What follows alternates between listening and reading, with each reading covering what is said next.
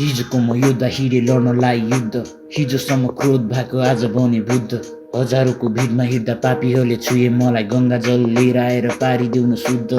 शान्ति पाए निदा आउँथे मनी आज मस्त, काबुमा छैन मेरा रिस के हुने होला नष्ट।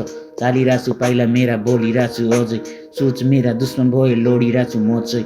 मौन बोली शुद्ध विचार गर्छु धैर्य धारण, गल्ती मानी गल्ती खोज्छुन् होलान् केही कारण। अति नै थाकेको छु तर पाएको छैन आराम, विश्वास लायक छैनन् कोही कसलाई केमा बनम। यहाँ बोली बोल्छन् अमृतसरी मुटुभित्र बिच्छ, मान्छे बन्नु छैन मलाई जनावर नै टिक्छ।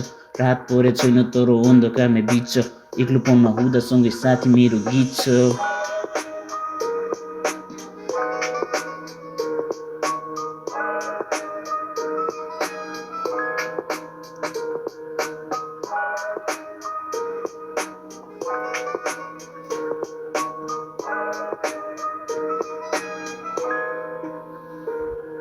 लडेको चोट अझै दाग चिनो भई बस्यो, मेरा बितेका समय निराशामै कट्यो।